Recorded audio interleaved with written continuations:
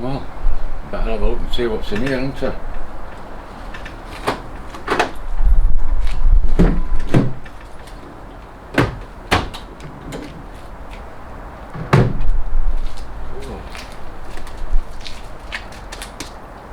Ah, them foot plates are thicker than I thought they'd be.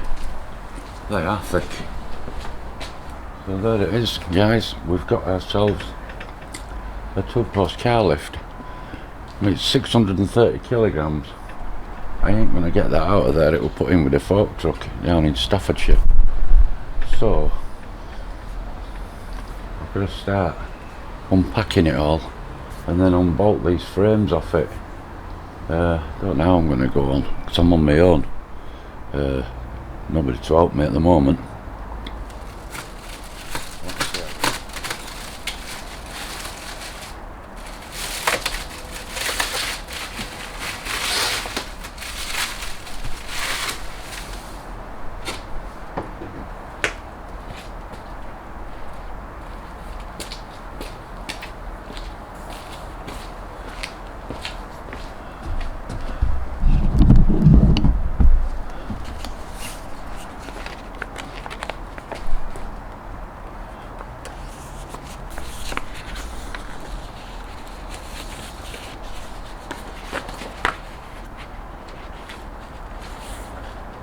Oh, this is just a catalogue of stuff that they sell.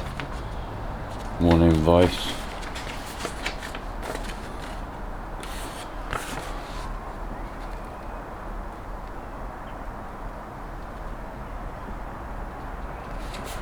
I didn't think that were bad.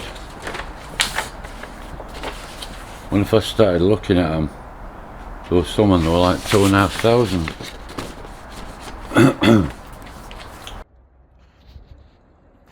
So I've got to work out some way of getting this thing out of here.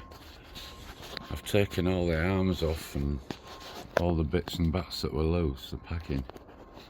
So they're just over 2 meters long, but it's thick steel. And look at this, I mean that's as thick as my finger is that. And so is all this. There for the arms. So I can imagine if I unbolted them 4 bolts there and the ones at the other end, the whole thing would just collapse. Right, so I've packed some 6x2s at bottom, front and back.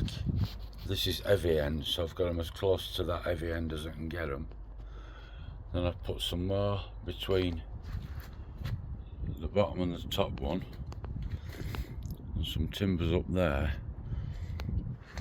And now I'm going to undo the frame and let them drop and hopefully get that frame off, so that when I get some help from somewhere, we've just got to lift that top one away.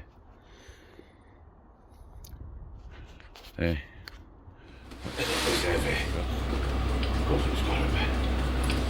So they're the 4 pads, one of the 4 pads that sit under the car. What's impressed me is that I was under the impression that they'd be made out of hard plastic, and they're not. They're out of the rubber. They're like big rubber cups, and they'll dig into chassis, which will give it slip resistance.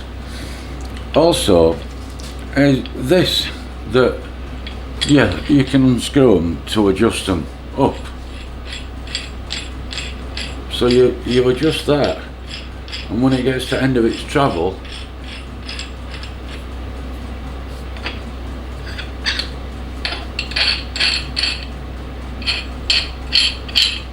have I got that right? Again, because the other one didn't do that. Oh, that's right, yeah. So you've screwed it out, so you've got now a higher lift. Not that I'm going to need that, but then you keep screwing, it screws out yet again, and there's locks on them so that you can't take them too far. So that, yeah, you've got what, 3.5 inch maybe there of extra lift. These are going to all want a bit of grease on them, I think. They're a little bit thread tight. They're not tight, they're just bang all these nuts and bolts up, obviously fixing kit. Oh, I know they're packing, floor packings for levelling the legs up, plumbing the legs up. It's a hydraulic fitting for some part of it. Some more bolts, and brackets and bolts.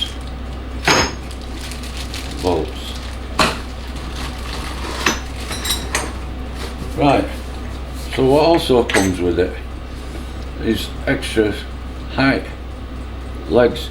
You don't have to buy these come with it. Just shift this over a bit and show you more. So there's that one pair of lifts. There's 1, 2, 3, 4 shorter lifts, the other 2 to go with them, so you've got really high lift, and I'm assuming that includes that you can stick that into there. Yeah, you can. There's a flat on there that corresponds with the flat on here, so that goes into that. Well, you're going to have some adjustment there, aren't you, with that lot out.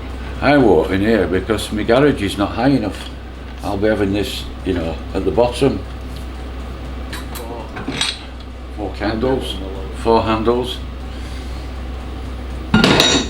And then this thing is a magnificent piece of kit. It's the motor. It's got dual capacitors in there, and that's the operating lever. The only thing you don't get is the hydraulic oil. I said it's a bit weird, isn't it? But I'll have to go get some tomorrow. Not that I'll need it tomorrow. I'm going to be quite a few days setting all this up. But I mean, I'm assuming they're made in China. I don't know that for sure, but I'm assuming. There must be, because if these were made in the UK, the price wouldn't be what it was. They'd be a lot more expensive, definitely. 1.07 or something. So they've got a good stretch on them. I'm impressed. I'm extremely impressed with everything so far.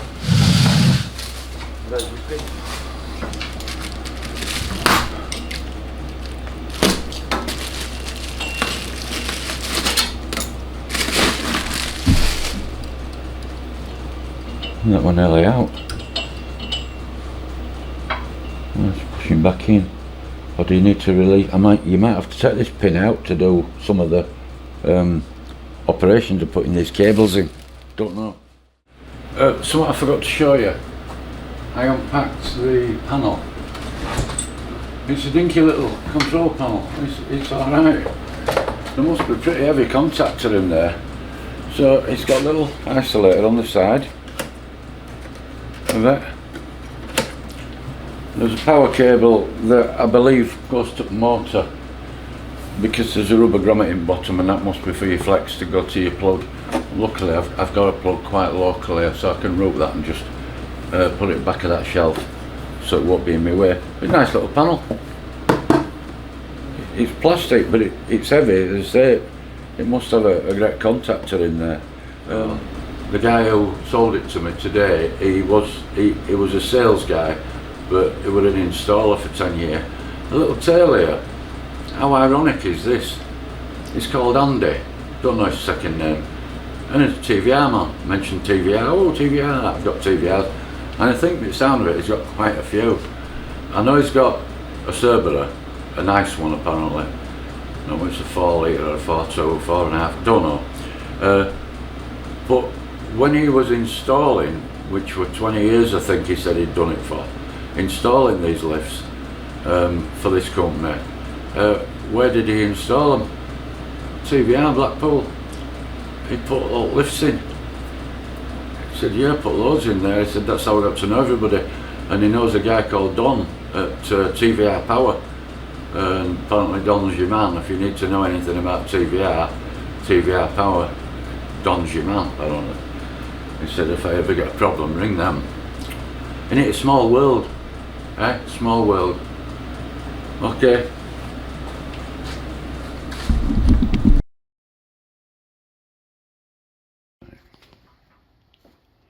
So that one's fixed now. It just wants torquing down to 200 Newton meters. So that leg's in.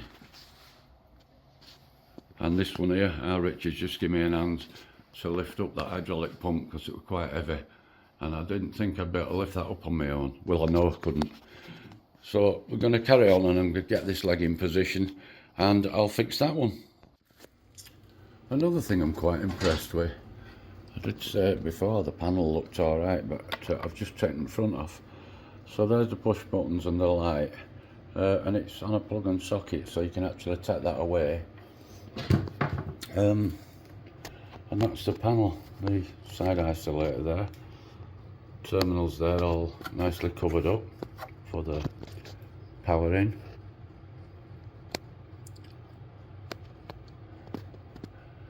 That looks quite nice.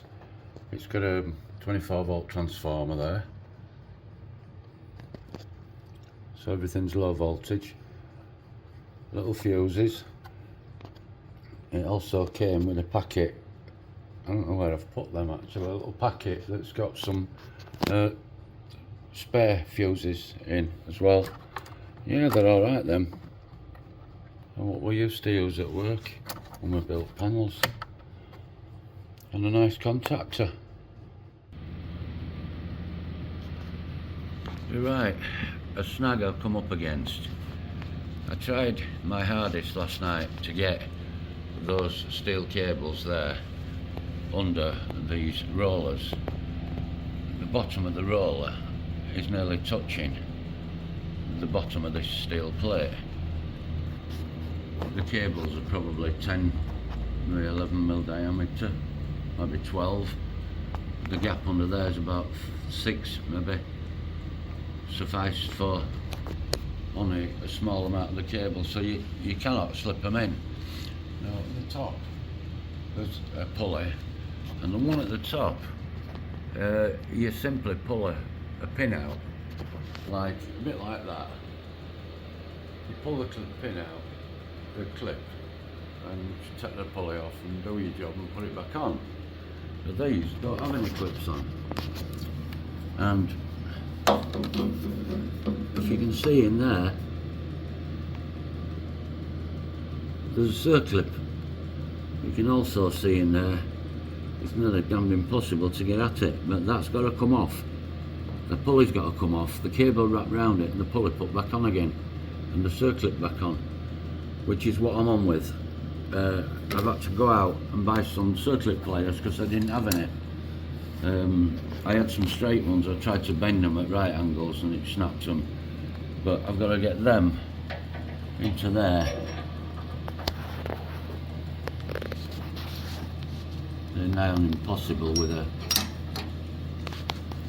torch, a pair of things and a spare hand and a phone, so I'm going to have to just do it and I'll let you know when I've got them off.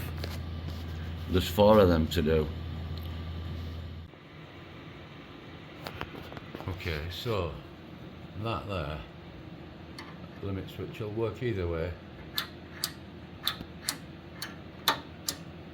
If you look there, that's going to hit that.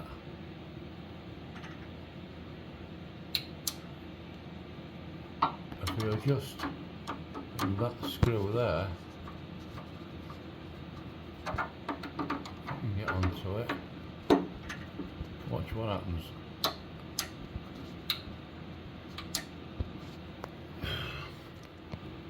And now it's there, which is probably where it should be. Not doing very well there. Sorry guys. Because that's nearly in line and that would do that. It's not enough. Clicks there, look. And by then, it'll have rubbed upside of that and done nothing. if I adjust it further around that way, it's going to hit that and push it that way into the cabinet column. Not a good idea. I need to come up with a better idea.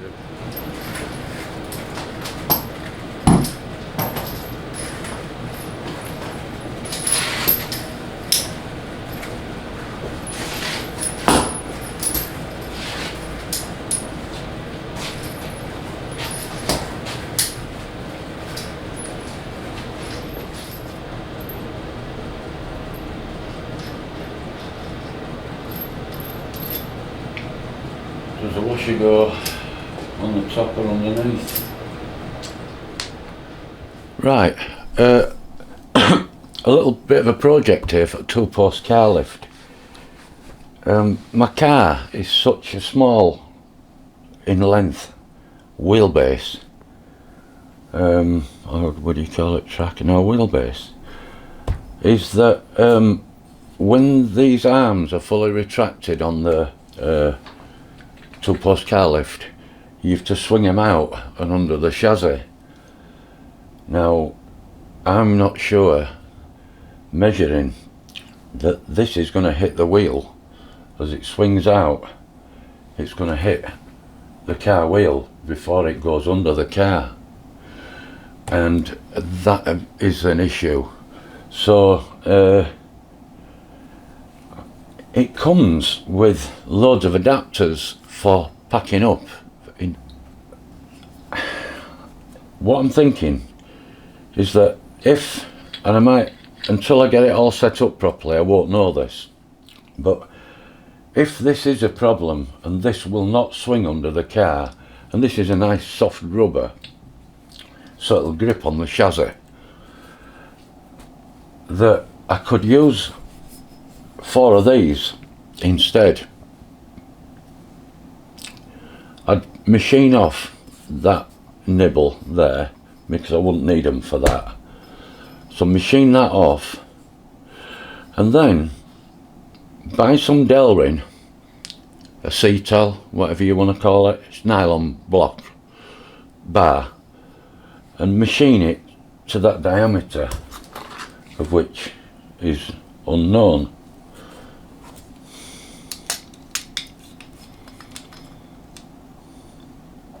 .1, 50.05, yeah, it's 50mm. So that is 50mm bore. So if I could buy some 50mm, that'd be great, because all I've got to do is slice the stuff off. Another bonus on here would be if I put some Delrin bungs in here, the finished, maybe just a little bit proud of the face of that, and then bored a little hole in, because on the TVR chassis it's bolted to the body. It's not a monocoque in that car. It has a separate chassis and a fiberglass body, and the body's bolted to the chassis with bolts, something like M8s or an equivalent in Imperial maybe, and I'd measure that diameter and go just a little bit bigger and bore a hole, or even enough to take the nuts, because there's nuts on there, big enough in there, so that when I swing these arms out and bring them up, they'll actually locate into those bolts, and there's no way it could slip. You know, there's always a worry, isn't there, when you've lifted a car up, you're arriving on something, on suspension or whatever, the car could slip and poof, and away it goes. I have loads of Delrin. If you did that, but I know for a fact I ain't got 2 inch. There's a big piece of it somewhere. There. I get that length that I must have bought for something many months ago, but obviously that ain't no good. I've nothing else other than alloy. Nope. I actually have got alloy. You know what? Just hang on there. Don't go away. I've got that much crap, I don't know what I've got. Bought this for a project some time ago, and cut a piece off.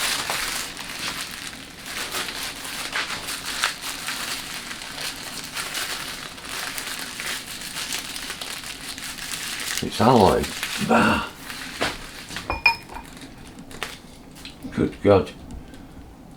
Goodness gracious me, that'll do it. Probably be better in alloy. So, face that off. I'd have to, obviously that ain't going to go in my lathe. I'll have to put this on bandsaw. Be careful here. Cut enough for 4 off. Oh, they're not very deep, are they? About 30mm deep, that 25, 30mm deep. If I cut enough for 4 off, I could turn it down, face one end, turn it down, put a pippin end, turn it down so it fits that, which is nearly there already. Once I've done that, cut off 4 off the turned down piece that we know all fit, and I can put them in lathe individually and bore what I need to bore in there to take the bolt of the chassis. I don't need to buy any Delrin. I've got a great lump of aluminium. There we go, it's a project to do, which will be Stevie GTR and anything garage.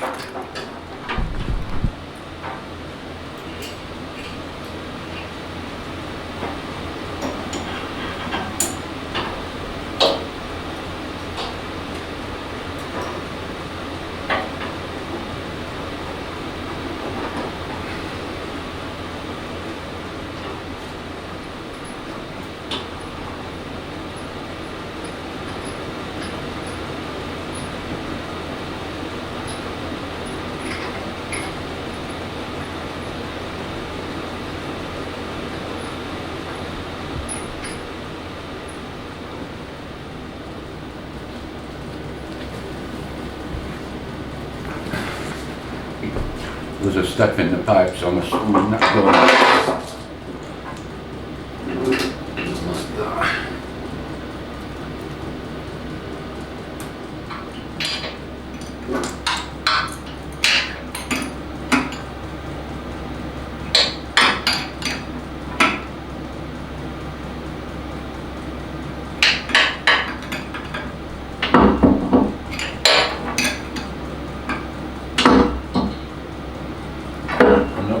Tightening and damaging doing that.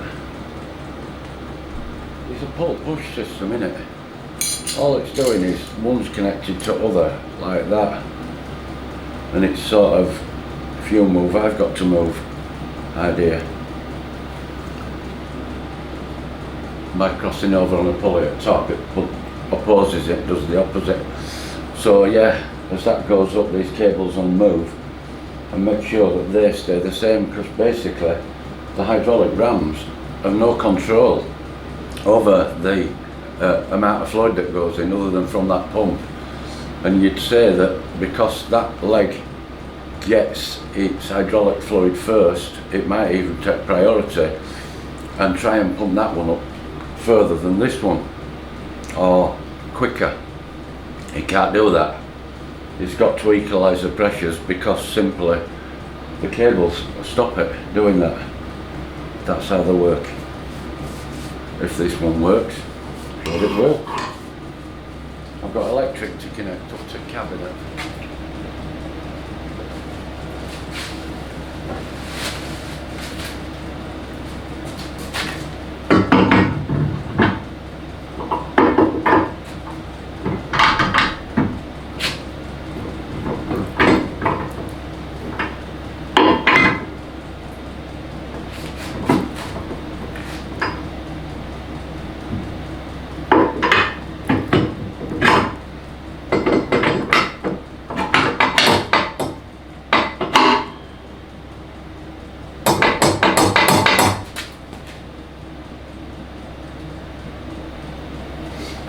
This is, oh.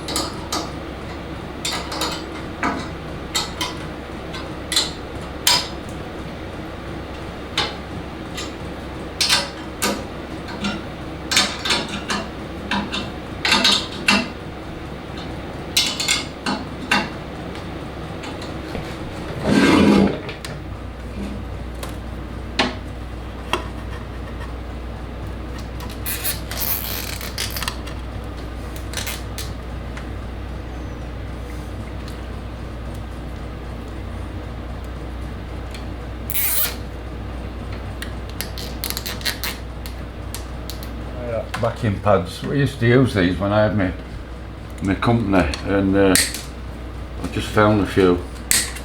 Just makes it a bit tidier. I'll say it's temporary.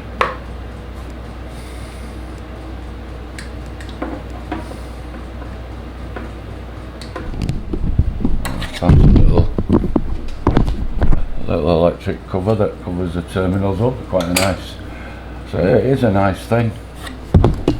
I wish stuff England had been further away from terminals though, because I'm going to have to loop them round to get them in.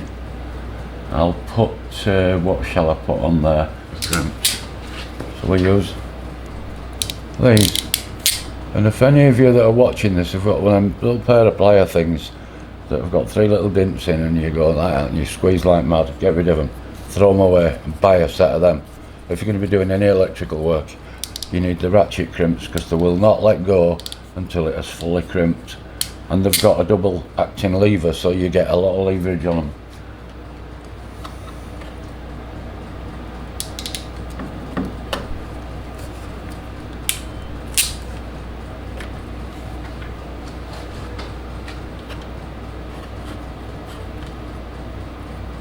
And make sure you don't let any strands double back on themselves, otherwise it'll lower the rating of your current capacity of that cable, terminal, whatever.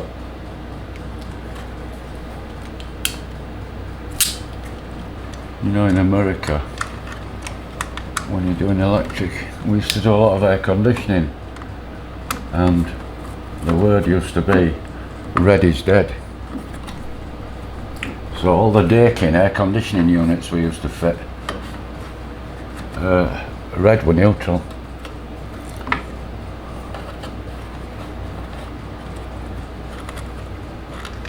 Get that in there.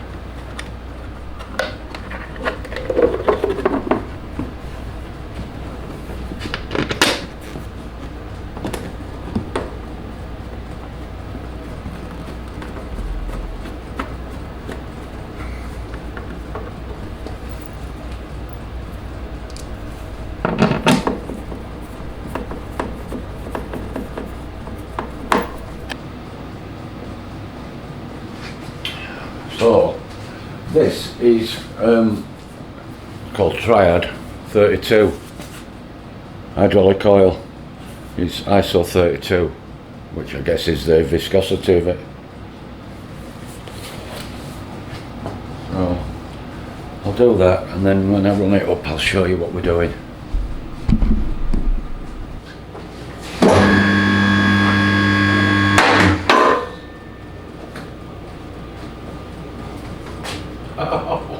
And heart attack.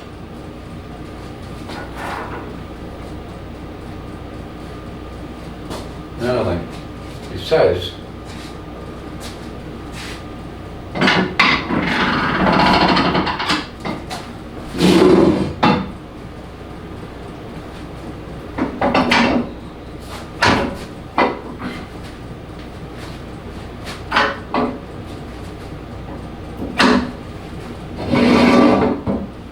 together.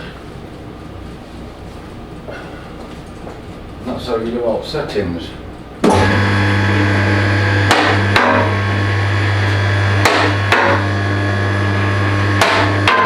Well, that's wrong, isn't it? Because that's going click second, and that is just a little bit out.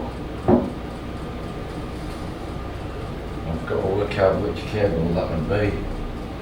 With that one, with that one.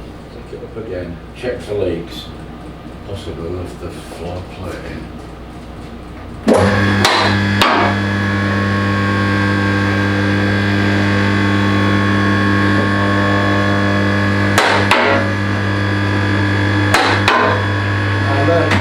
Now that click, that they're supposed to click together, but that won't fire out, will it? Definitely too sharp.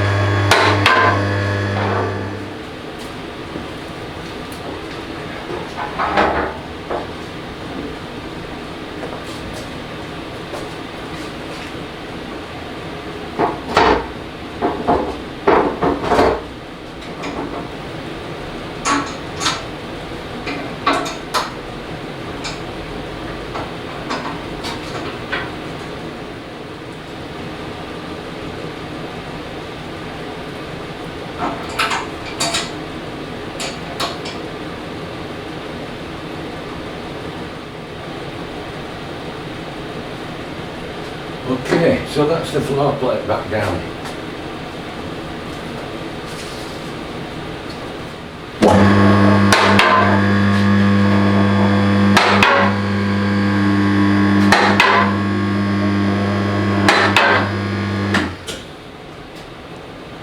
That definitely needs winding up, doesn't it?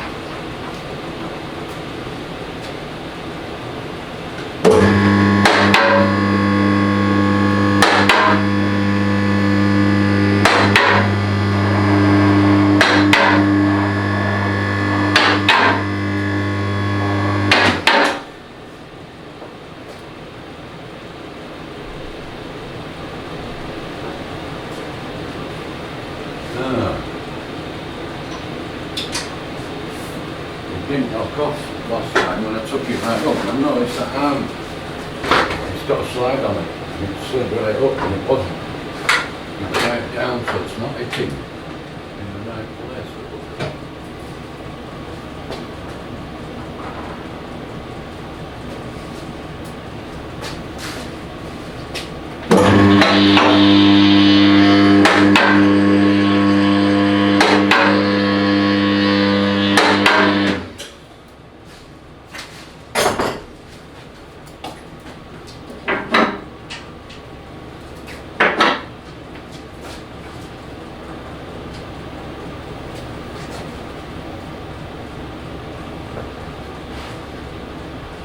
That's a bit tighter now, that ain't bad. We tested for 6 ton. That's same with cranes, Lloyd's. All the Lloyd's testing, what it said. Well, everything is electrical, isn't it? Something's 240 volt, you put a 500 volt megger on it when you megger it, insulation resistance. Everything is double. So technically this thing will lift 6 ton. Not that you ever want to try it, but a 1 ton car, I don't think there's going to be any problem, is there? At all. Right, let's see if these fingers push up now. Now that's gone. They should push up.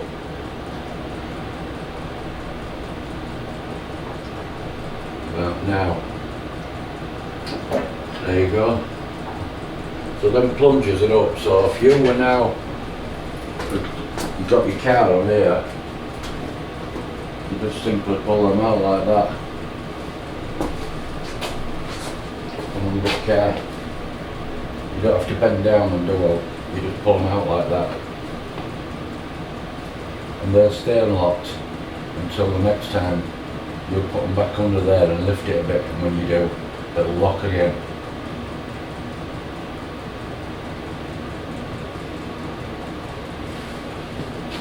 Well, I'm very happy with it so far. What's left to do then? I think I might need to put a little bit more fluid in there, hydraulic, just to dribble. And there's these curtains to go on, and the circlips.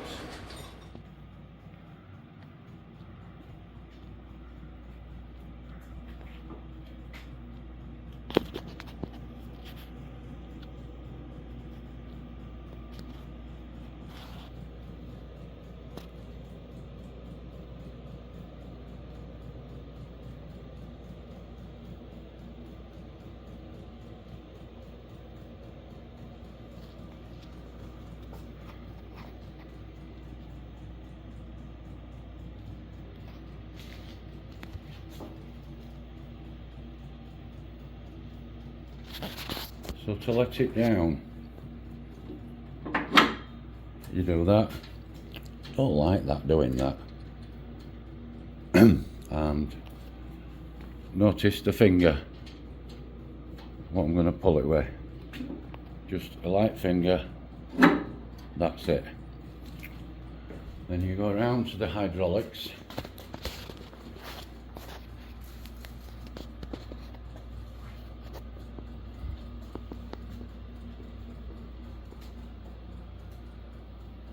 And you just press that,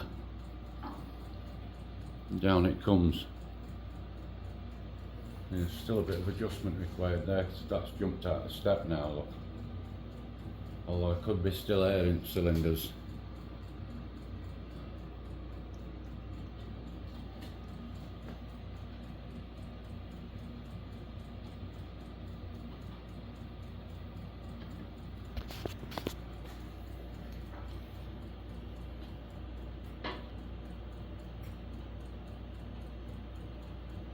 It's coming down slowly, but it'll be faster with a car on it somewhere.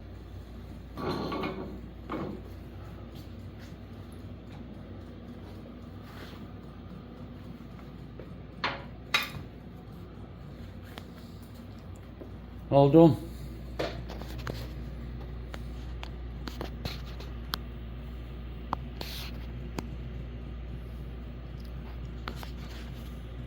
Hi again.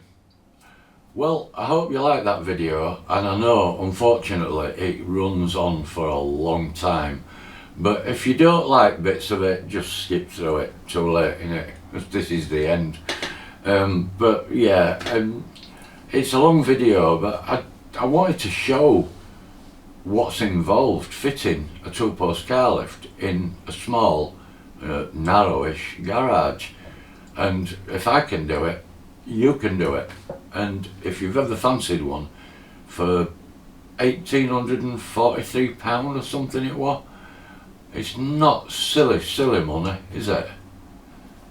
You could do it.